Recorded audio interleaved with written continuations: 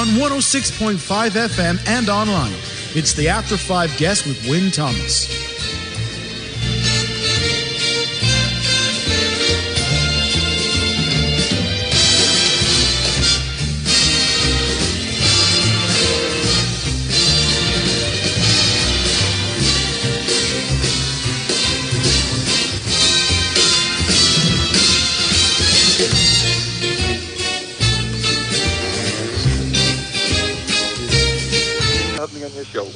Absolutely brilliant. Thanks for taking the time to speak to me.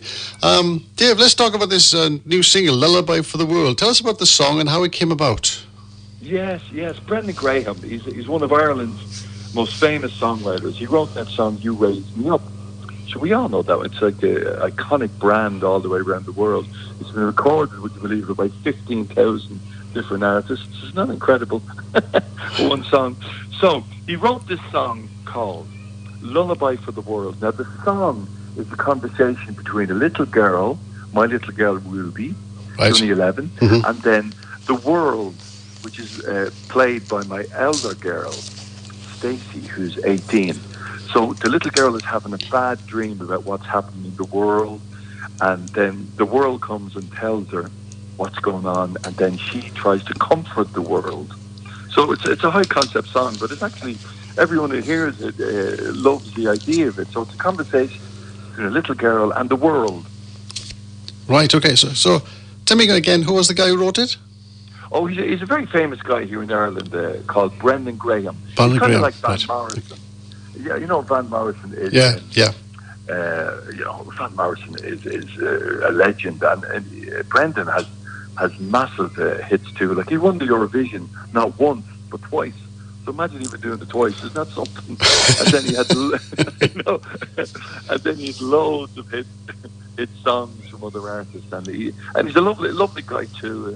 A big man. He's 6'5", but he's a very, very clever guy, And his lyrics, he just comes up with genius lyrics, because then we actually we save the world, because the big anthem chorus is, tomorrow we're going to make a new world, and we're going to do it for you. Right, okay. Now then, two Eurovision Song Contest winners. Is that Johnny Logan? Oh, no, Johnny Logan, actually, Johnny Logan won in 1980 with What's Another Year, and then he won again in 86. Yeah, but it's not him. And it was, no, it's not him, no. It's actually Brendan Graham. He won it separately. You see, we keep on winning Eurovision. Yeah, you do, yeah. I don't know why. But the joke used to be over here was that we didn't want to win it because it would cost so much money to stage it, you see. Yeah. Well, and now we'd love to win it. like that now. So we're bending over backwards to win it, And so with the UK as well, Dave, yeah. No. And it's taken off online, isn't it, including Facebook? Yes, it's amazing. 200,000 views. Wow. Just 4 weeks. Isn't that great? Yeah. So, but the great news is, the great news we got, Wynne, is that we've been signed to Rick Blasky. Now, Rick Blasky is the man who discovered Whitney Houston at 16, managed her. Mm-hmm. He also discovered Charlotte Church at 12. Beautiful singer, that girl as well. He was the head man of EMI Records, and then the head man in America of Arista Records. So he's worked closely with, like, Rod Stewart, Tina Turner, Cliff Richard, you name it. This guy is, he's worked with them all over the years, and he's a brilliant, clever guy. So thanks be to God. He loves the song, and he loves the band, Right. So he's taken us on, he signed us up, and hopefully now this will be a huge hit worldwide, because you see, the song is, everyone at the moment, we are all into climate change. Every one of us wants to do our little bit, and that's what this song is so topical, because it's about, it's about saving the world, and we can save the world if we all pull together. So, like, people are saying to me, is this Greta Thunberg song? This should be Greta's song, And we're just getting it out there, and like, it's very, very the harmonies. I spent a lot of time working all the harmonies because we're all the one family, so the voices blend very well together. Yeah. So so have you got any radio plays now then, Dave? Yeah, so it's a delight here in Ireland. It's great. So we're going to try and get it rocking over with you here over in the UK because you tend to love the Irish over there for some reason. You're too far away. That's the trouble. Yeah. So we're all Celts anyway. We're all Celts. That's right. Yeah. We're all Celts. Yeah. Now tell me, Dave. Yeah. Tell me now, Dave. The Maher family has been in existence as a band in one shape or another for a long time. Tell us a little bit about that history. It's so funny. Like the funny thing is that you see, my little girl is a lead singer of the band because she just appeared on the Willow Arms team on The Voice there, UK. Yeah. And when I saw her rocking the shop and singing the way she did, I said, wow, we've got to do it again. Because when I was Ruby's age, we won a program called Opportunity Knocks, which was huge in the UK. Mm-hmm. At the time, those 25 million people used to watch it on a Monday evening. With Huey Green. Huey Green, yeah. And we won that. So we won that as the Mahers. My dad was standing right beside me playing the guitar. And I used his guitar that he was playing in that show. I used it in the video. The video's on YouTube. And I used it, so it was a lovely little touch because he started the original band with me as lead singer and my two brothers and my sister. And then when I saw Ruby doing so well on The Voice, and then I got my other two girls together, and the four of us formed the band, and we went on to a show here in Ireland called Ireland's Most Talented Family, you see. Yeah. And that was the first time we performed as a band, and it just went so well. I said, you know something? I think we can do this again. I think we can get great success again. So then Brendan, the songwriter, saw us on telly and said, I have the ideal song for you. I have a song that would just suit you down to a T because a little girl singing, and then the world sings back to us, and then we all sing the big anthem chorus, and we can, it's a kind of it's an uplifting song, which is just what we need. After all we've gone through in the last year, we need a bit of hope, and that we can find a way out of this, So where did the family come from in the Republic, Dave? Well, actually, I'm originally from Drogheda, and if you're ever in Drogheda, you'll see a statue to my dad. Right, okay. Really, yeah. My dad, believe it or not, he was a world handball champion. Handball was a big sport in Ireland in the 50s, 60s, 70s. Millions used to play it, and he's in the Guinness Book of Records. So he won 42 All-Ireland medals, which is kind of like, every year is like winning the FA Cup. Mm-hmm. And then he went to America and he won the World Championship. And so the town that he was born in, where I was born into, it's Drogheda. It's kind of just outside Dublin. Right. They put up a huge big statue, 10-foot tall statue. And now it wasn't 10 foot tall yet, but it's a huge big statue in the centre of town. And the whole town came out. It was on television. The brass band was out playing. It was a great day. And if you're ever in Drogheda, you'll see this big statue with a guy with his hand up in the air, catching the ball. And marvelous. It was just a great honour to have for the family. I'd love to see that. Yeah, brilliant. Yes, indeed. Yeah. Now the girls go to stage school, don't they? Who are your daughters? Well, funny enough, my girl, my eldest girl, Stacey, is in Lane Theatre at Performing Arts, which is the full title. Which is, believe me, if you can be a Lane girl, she had to audition against thousands of other students to get in. If you can be a Lane girl, you are more or less, guaranteed to the West End and then on to Broadway. Oh, right. They're really trained. Like all day, all you do is train for dancing, singing, acting. It really is. It's kind of like, that's good. Remember that movie Fame? Yeah. It's the boy. I like that, is it? Yeah. And all the students are really gifted, So she has been over there for the last 2 years, and my middle daughter, Robin, has just got accepted as well. So we'll have 2 Lane girls. Oh. Isn't that gas? So we have the band together, and we're working on an album for the first debut album, and I'm delighted that Rick has taken us on. one of the major managers in the world, and to have his backing that he thinks we're absolutely, going to make it. It's just fantastic to have him with us, Hey, Dave, you'll have to win the lottery to keep all these people in colleges and things like that, don't you? Right? Yeah, colleges.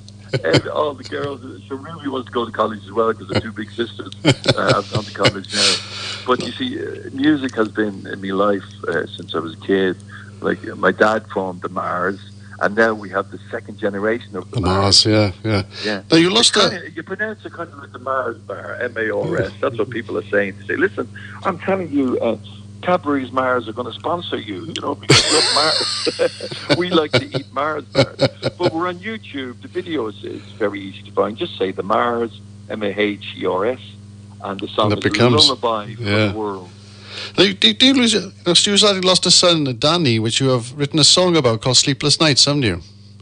Yes. You see, my eldest son, he was a fantastic guy, but we tragically lost him when nearly 10 years ago to cancer.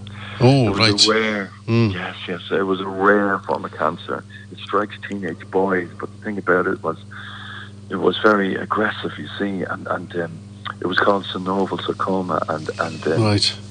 He was a brilliant musician. I had Danny playing the guitar from the age of 5, and I started him doing gigs with me when he was 14. He was a very tall young fella, so he looked about 17. So I had him doing gigs with me, and like he would play, like say the big solo at the end of Hotel California. He would be able to play that. Oh, right, and good stuff. So he was really a brilliant musician, but the tragedy about it was, when like everything was going super in my life. I had the amazing kids. Danny was the eldest. He was 11 years between him and Stacey, the first girl. Mm-hmm. So they all looked up to him. He was the big, big brother, and he loved them. And then we got this terrible news, and then we had to amputate his arm, which is absolutely, as you can imagine, like for a musician to lose your arm and put up such a great fight. And but I know one thing. He's here on my shoulder, because there's just.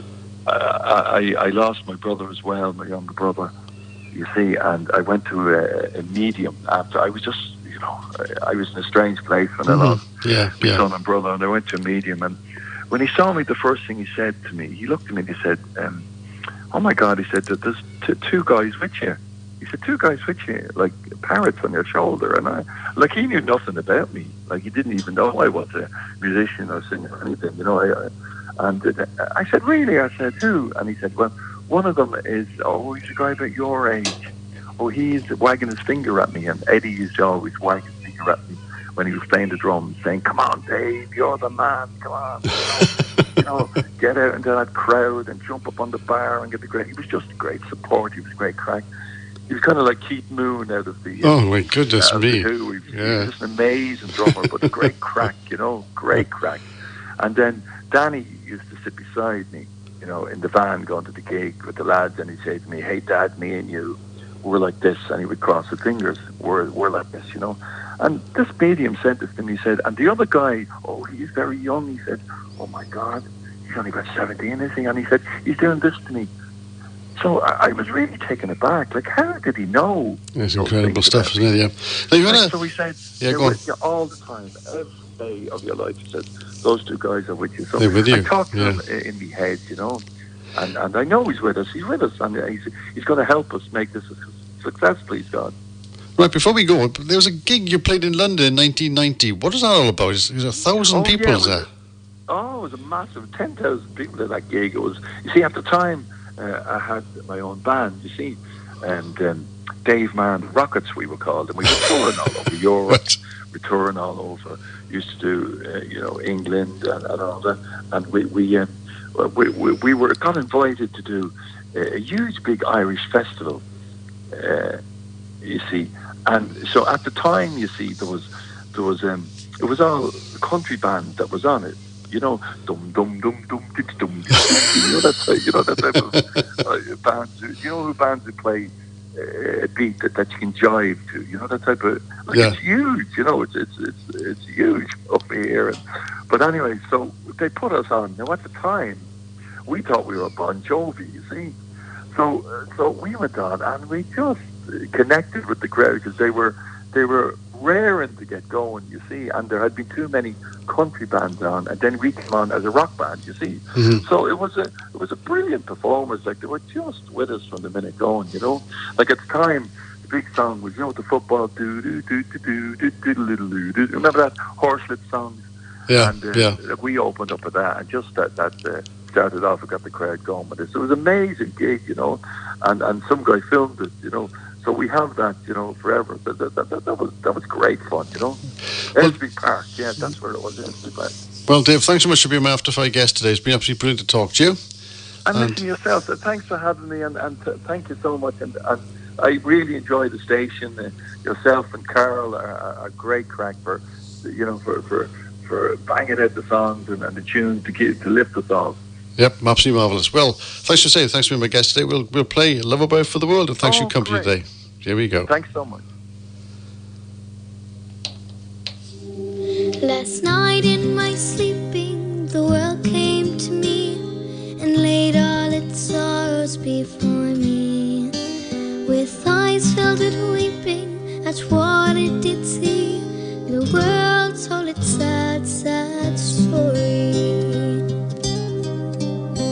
My skies, they are bleeding, my rivers run red, my great snows are all disappearing. My forest not breathing, my children lie dead, the end of my days now is nearing. Now hush, bye-bye world, hush, don't you cry, we'll do what you need us to do. No need to sing you a sad lullaby. Tomorrow we'll make a new world, and we'll do it for you. You've taken my oceans, my valleys, my streams, and all that I gave to your keeping. My people are broken, you've taken their dreams, so how can I not keep from weeping? Now hush, bye-bye.